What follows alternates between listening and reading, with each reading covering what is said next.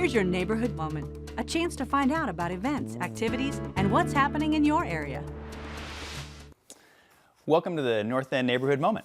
I'm Kyle Price, the chair of the North End Neighborhood Council, and with me for this episode is Emily Alm, who is the executive director of the Destiny City Film Fest, and Ruben McKnight, who is Tacoma's historic preservation officer.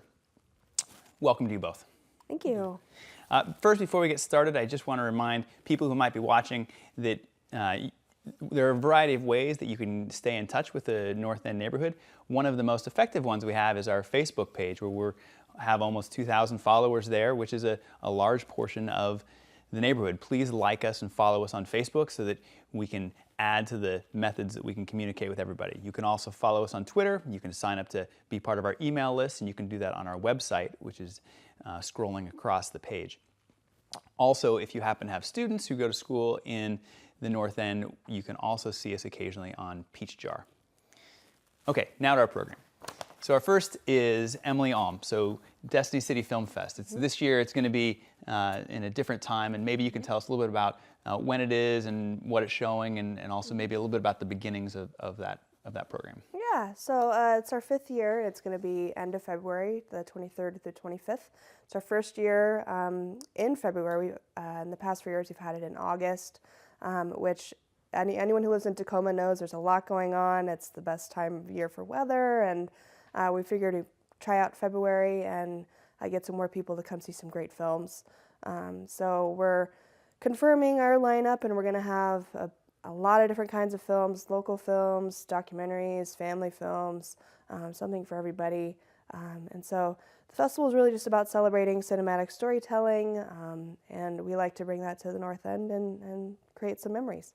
And there in the North End, it's going to be shown at the Blue Mouse, is that right? Correct, yeah, historic Blue Mouse. It's a great home for us. Yep.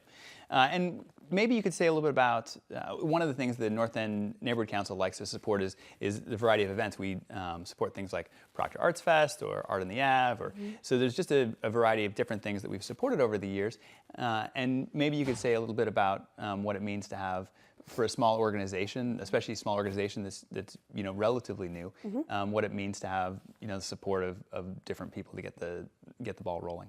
Yeah, so I mean, there's a ton of people in Tacoma who love to do creative things and projects and events, and support from councils and organizations like North End Neighborhood Council, it makes a huge difference. It just shows the local support for what you're trying to do, the belief and seeing the value in what it's bringing to the neighborhood, so it means a lot.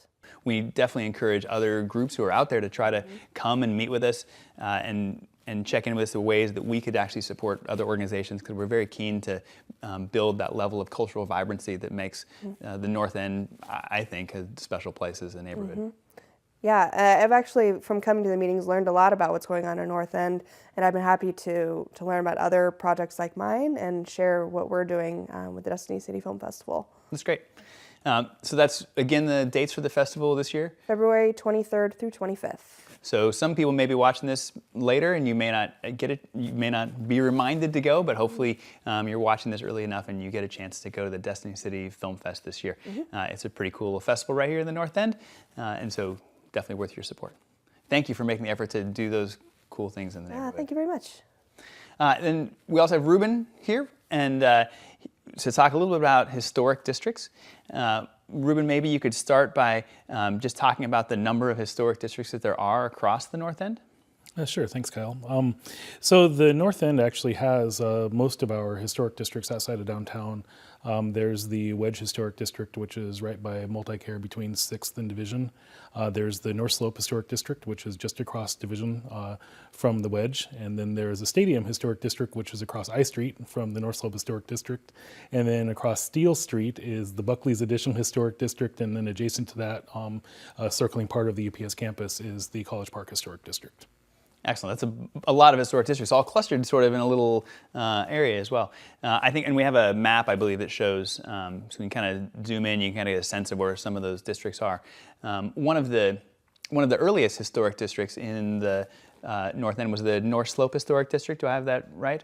That's correct. And it's still one of the largest residential historic districts in the United States. I think we have a map of that, and then also just a couple pictures.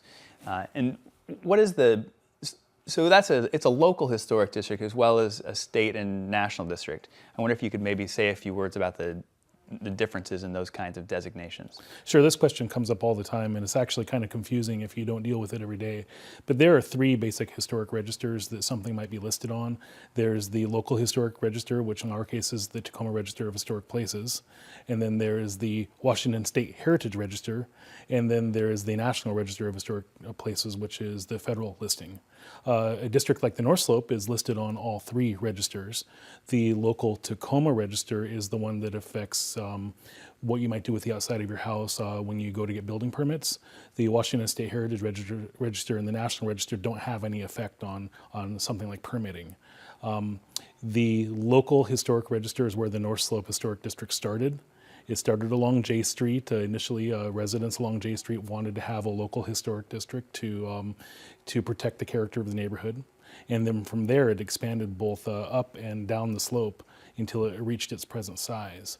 One thing that confuses people sometimes is the boundaries between those districts also can differ. If you look at a map of the North Slope Historic District on the National Register, it's slightly larger than what you'll see for our local overlay. And those just reflect the differences in the process we use to adopt the historic district. One goes through City Council and the Planning Commission for local.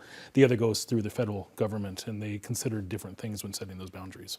And for these districts, like for the more recent districts, like College Park is just got on the, and same with Buckley's Addition, they just got on the state and the national registers. We have some pictures, I think, of some of the College Park. There's their sign and then a couple houses. What is the value, and also those, and then the Stadium Seminary Historic District, which I think we have a map of that as well, and there's some pictures there. But for those districts that are not on the local, but are just on the state and the national, what is the value for the neighborhood or for or the city to have these districts?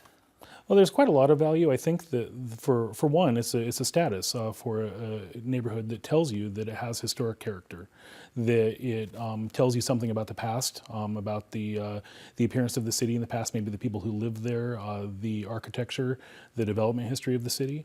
And so it really has an educational or narrative value. And it also shows that that's something that really should be preserved.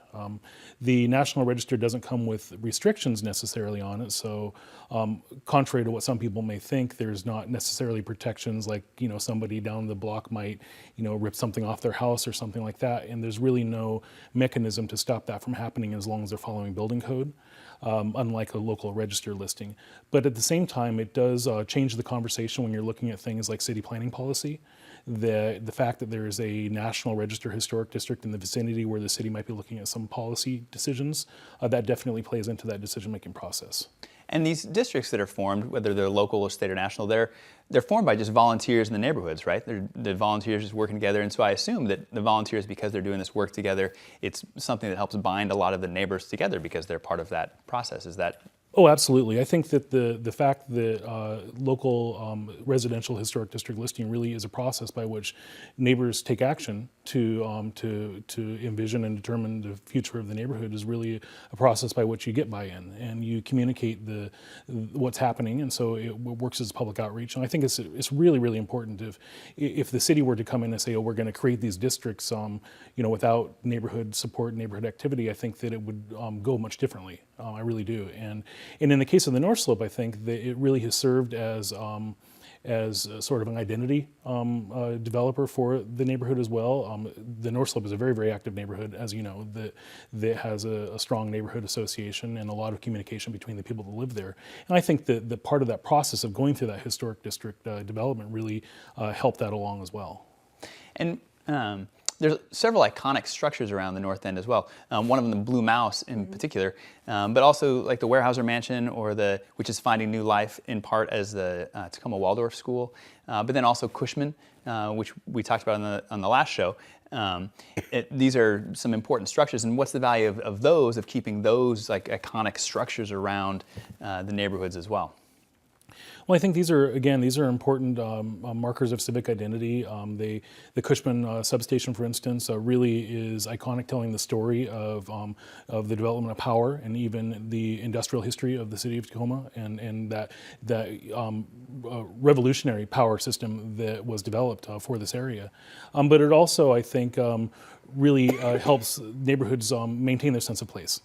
And those visual cues, those reminders of where you are, and how the neighborhood looked at a certain period of time. It doesn't mean that there's never going to be change in the neighborhood, but you're identifying these important examples of neighborhood community landmarks and identity that really should be kept and preserved into the future. And I think that's really key.